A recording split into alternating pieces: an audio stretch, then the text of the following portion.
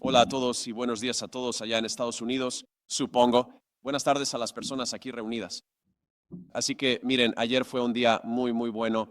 Logramos muchos avances importantes. Hicimos exactamente lo que queríamos hacer, que era lograr 4 cosas para el pueblo estadounidense.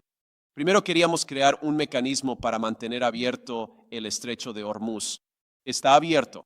Hemos visto, por supuesto, que los precios de la gasolina y el petróleo han bajado. Millones y millones de barriles de crudo y gas natural están fluyendo por el estrecho de Hormuz que antes no fluían.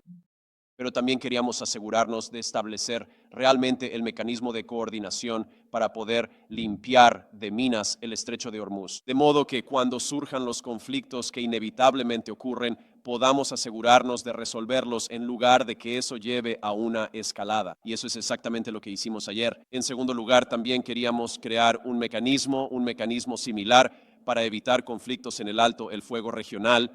Como el propio presidente de los Estados Unidos ha dicho, a veces estos altos el fuego solo significan que se dispara un poco menos, pero queríamos asegurarnos de que tuviéramos la coordinación adecuada establecida. De modo que si hay disparos, si Hezbollah dispara contra Israel o si Israel responde, si surgen otros conflictos en la región, realmente estemos hablando entre nosotros y buscando cómo detener los disparos, cómo hacer que la región sea más segura para nuestros aliados y para todos los demás.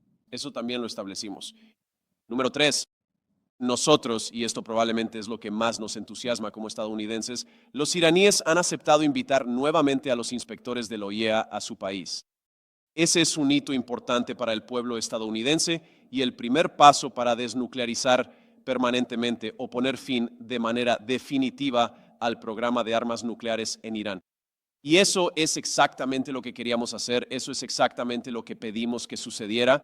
Logramos grandes avances en otras conversaciones nucleares. Y eso me lleva a lo último que queríamos lograr, que es precisamente establecer el proceso para las negociaciones técnicas que seguirán. Nuestros equipos trabajando con los iraníes, los cataríes y los pakistaníes lograron grandes avances ayer.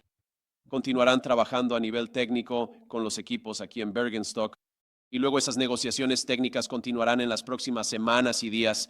Queríamos establecer una estructura para eso, de modo que pudiera haber una supervisión política adecuada. Aunque este lugar sea hermoso, no puedo quedarme 60 días más. Vuelvo ya a Estados Unidos, pero los técnicos seguirán trabajando con supervisión para cumplir los objetivos comunes. Así que esas son las cosas que queríamos lograr. Vinimos aquí e hicimos exactamente eso. La manera en que lo veo es muy simple. Sentamos una base muy buena para un acuerdo final exitoso. El acuerdo final es la casa. Nosotros pusimos los cimientos. No hemos construido la casa, pero hemos puesto una base exitosa para llegar a un buen lugar para el pueblo estadounidense. Creo que es importante que todos valoremos cuánto se ha logrado, pero sinceramente todavía queda mucho por hacer mientras seguimos avanzando en las conversaciones nucleares, en las conversaciones económicas, mientras continuamos desminando los estrechos y asegurándonos de que ese flujo de tráfico siga recuperándose. Mucho progreso, pero aún queda trabajo por hacer y estamos muy comprometidos a hacer precisamente eso. Así que responderé algunas preguntas del público. Gracias por venir. Dime.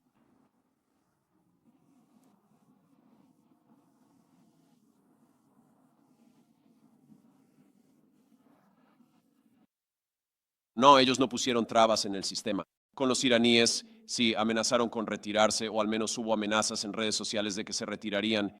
Pero estuvimos negociando hasta pasada la 1 de la mañana de ayer, así que no se retiraron.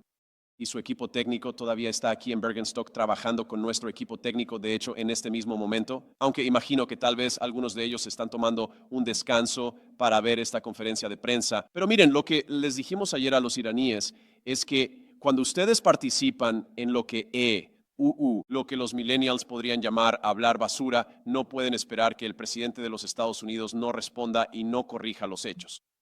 Así que cuando dicen cosas que no son ciertas, el presidente va a responder. Yo voy a responder. Los estadounidenses van a responder. Cuando hacen amenazas que no tienen fundamento en la realidad, tienen que aceptarlo. El presidente de los Estados Unidos realmente va a aclarar las cosas. Eso es todo lo que pasó. Así que sí, hubo un poco de amenazas, hubo un poco de quejas, pero al final del día las conversaciones continuaron y logramos grandes avances. ¿Cuándo espera que sean bienvenidos en Irán? ¿Hay un plazo que estén considerando? Y también en cuanto a cuándo podríamos ver que termine todo este conflicto, ¿cree que podría terminar antes de las elecciones de medio término? Mire, ahora el conflicto está en alto el fuego y esperamos un acuerdo final y una solución permanente. Hemos avanzado mucho y debemos celebrarlo. Sobre el inicio de los inspectores nucleares, es curioso, anoche intentamos llamar a algunos a las 2 de la mañana. Como imaginará, pocos contestaron el teléfono a esa hora. Espero que eso suceda como mínimo esta semana, pero creemos que incluso algunas de esas conversaciones con los inspectores y con el OIEA podrían ocurrir tan pronto como hoy, pero no he hablado con nuestro equipo desde que hicimos esa llamada a las 2 de la mañana, llamada telefónica de algunos de esos inspectores. Perdón, señor. Señor vicepresidente, gracias, señor vicepresidente. ¿Esperaba usted, al principio, que los iraníes convirtieran al Líbano en un eje tan central como finalmente lo hicieron? ¿Y cómo describiría el progreso en Líbano? Sé que el señor Arachi dijo que fue un progreso muy bueno, pero ¿cuál es su caracterización al respecto? Sí, es un gran progreso. Buscamos un alto el fuego regional para que Hezbollah deje de atacar a Israel y los israelíes vivan en paz. También queremos asegurarnos de que cuando sucedan cosas no se conviertan en una escalada más amplia. Y creo que hemos sido muy buenos en establecer lo que llamamos un mecanismo de desescalada. Pero en realidad se trata de que cuando ocurren cosas, las partes realmente se comuniquen entre sí. A veces, ya sabe, se presenta un poco el problema del huevo y la gallina. Un subordinado que lanza un dron sin la aprobación del alto mando. Bien, por supuesto, Israel tiene que responder a eso, pero a veces esa respuesta, en realidad podríamos tener una situación mejor y más pacífica si Israel responde en el contexto de una conversación que esté en curso entre Hezbollah, Líbano, Israel y otros socios de la región. Realmente no ha existido un mecanismo para tener esas discusiones hasta básicamente alrededor de las 4 p.m. de ayer, hora de Bergenstock, cuando organizamos eso. Así que lo que intentamos hacer es decir, en primer lugar, que Israel y cualquier otra nación de la región tienen el derecho a la autodefensa, pero queremos asegurarnos de que todos tengan ese derecho a la autodefensa. En segundo plano, estamos hablando sobre cómo desescalar estos conflictos en lugar de dejar que se salgan de control. A veces lo que sucede es que si el conflicto se sale de control, eso es peor para la autodefensa de todos y peor para la seguridad de todos. Así que en realidad ya tenemos el proceso en marcha para asegurar que esa escalada no ocurra. Ahora, debo decir que ya se ven los frutos de eso. En las últimas 24 horas probablemente ha sido el periodo más pacífico que hemos visto en la situación en Líbano. Las 24 horas anteriores también estuvieron bastante bien. Obviamente hubo algunos disparos hace aproximadamente 72 horas. Así que esto es un trabajo en proceso. Pero lo que hemos hecho es realmente establecer la operación para poder asegurar que no se salga de control en el futuro. Estados Unidos quiere que Israel retire sus fuerzas del sur del Líbano. Bueno, queremos que la seguridad de Israel esté protegida y también queremos que la soberanía del Líbano esté protegida y esta va a ser una conversación continua. Los israelíes han sido muy claros en que no tienen intenciones territoriales sobre el sur del Líbano. La razón por la que sienten que deben estar allí es porque les preocupa que combatientes de Hezbollah en el sur del Líbano disparen hacia Israel. Creemos, por supuesto, que esto va a requerir mucho trabajo duro, pero que podemos llegar a un punto en el que la integridad territorial y la soberanía del Líbano estén protegidas y la seguridad de Israel también esté protegida. Y eso va a requerir cierta coordinación con las Fuerzas Armadas libanesas y también va a requerir que los iraníes controlen a Hezbollah. Eso es todo el tipo de cosas de las que estuvimos hablando ayer. Y de nuevo, creo que avanzamos mucho más en comparación con donde estábamos hace apenas 24 horas. ¿Ha hablado usted con el primer ministro Netanyahu en algún momento de este proceso en los últimos días? Sí. Estuvimos en contacto constante con los israelíes ayer, pero también, por supuesto, con los saudíes, los emiratíes y otros en la región. Ayer también hablamos con los libaneses, así que estamos tratando constantemente de mantener informados a nuestros amigos regionales sobre esto. Este no es un acuerdo que Estados Unidos esté imponiendo a la región. Este es un acuerdo que la región ha pedido desesperadamente que Estados Unidos implemente.